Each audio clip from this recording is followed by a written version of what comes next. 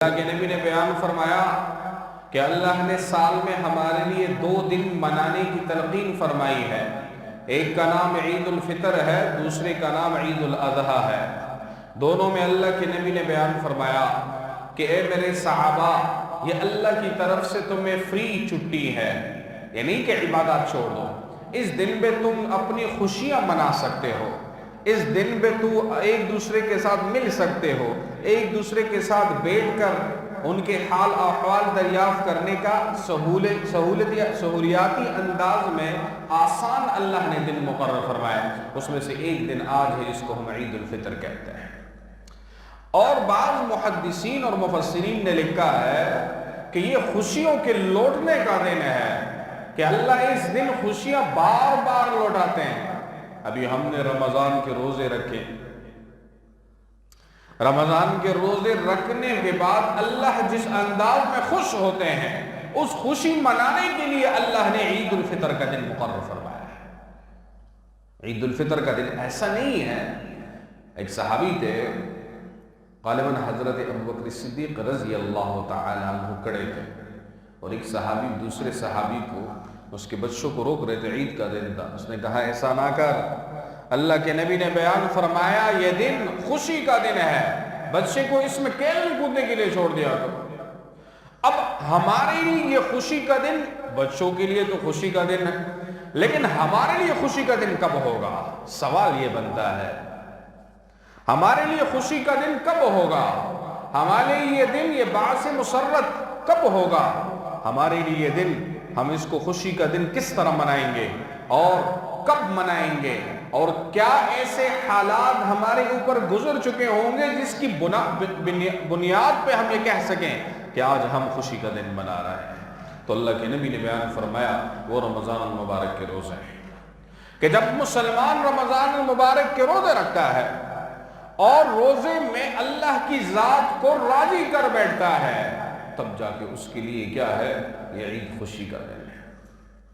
ایسا نہیں ہے کہ ہم کہیں عید الفطر ہو گئی اور بس باتیں ختم ہو گئی، نہیں، ایسی باتیں نہیں ہیں۔ یہاں پہ باتیں کچھ اور ہیں۔ ہم آدھی احادیث سنتے ہیں، آدھی یا تو چھوڑ دیتے ہیں غفلت کی وجہ سے، یا بس کہتے ہیں چھوڑو، بس یہاں تک ہمارا کام بن گیا۔ نہیں، ایسا نہیں۔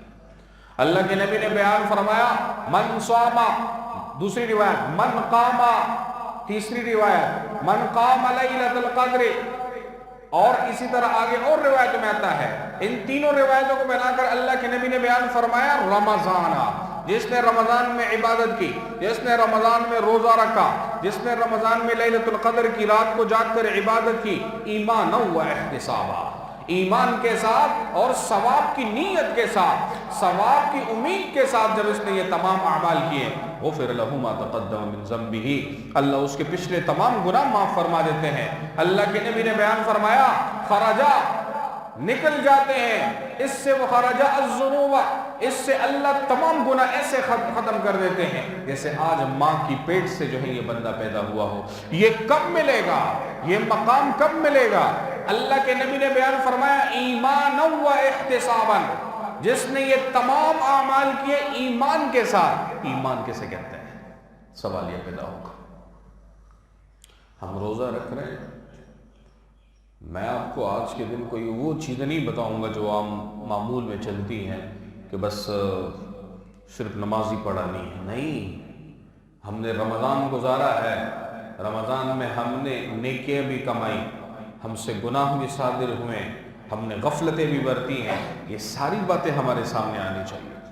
ہم نے روزہ رکھا، رمضان ملا، اعمال کیے، ٹھیک ہے، لیکن جو غفلتیں ہم سے ہو گئی ہیں، جو ہم نے جو کام دید و دانستہ خطاً اور قصداً جو اعمال ہم سے ہوئے ہیں، یاد رکھے ایسا نہ ہو ان اعمال کی بدولت اللہ بیان فرمائے تو ایمان اور احتساب دونوں کے زمرے میں نہیں آتا، تیرے لیے تو غفر ما لہ تقدم من ذنبہ کا کوئی یہاں پہ جگہ نہیں ہے۔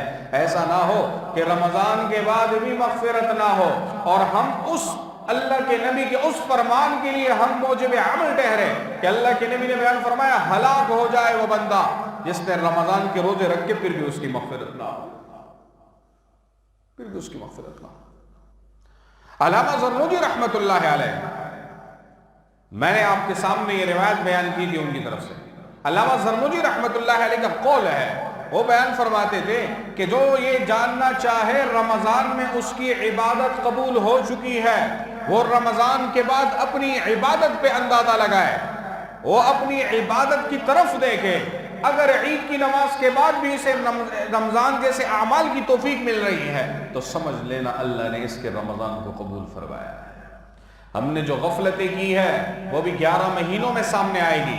ہم نے جو عبادتیں کی ہے وہ بھی 11 مہینوں میں سامنے آئے گی. ہم نے جو اعتکاف کے اندر وقت گزارا ہے وہ بھی 11 مہینوں میں سامنے آئے گا. اور علماء نے لکھا ہے قبولیت کی نشانی یہ ہے کہ اللہ تیرے دل میں کیا کرے، عبادت کی محبت ڈال دے. عبادت کی محبت یہ علامت قبولیت ہے. صوفیاء نے لکھا ہے، جتنے بھی علماء صوفیاء ہیں وہ لکھتے ہیں جو بندہ یہ چاہے کہ مجھ سے رب راضی ہے تو وہ ایک چیز دیکھ لے کہ اللہ اسے عبادت کی توفیق دے رہے کہ نہیں دے رہے. جو بندہ یہ چاہے کہ اللہ تبارک و تعالی اس بندے کو اپنا محبوب رکھتے ہیں. ہمیں تو اللہ محبوب ہے کہ نہیں ہے کہ نہیں ہے؟ ہمیں تو اللہ محبوب ہے. آیا اللہ کو بھی میں محبوب ہوں کہ نہیں ہوں؟ تو بیان فرمایا کہ دیکھ لو عبادت کے اندر حلاوت ہے کہ نہیں ہے، وہ مٹاس ہے عبادت کے اندر کہ نہیں ہے. ہماری تو کیا نمازیں ہیں، ہم تو کھڑے ہو جاتے ہیں اللہ اکبر. کبھی امام نے 3 رکعت پڑھا دی، وہ بھی عصر کی اور ظہر کی، اس بیچارے کو کچھ پتہ نہیں. یہ ہماری عبادتوں کا حال ہے.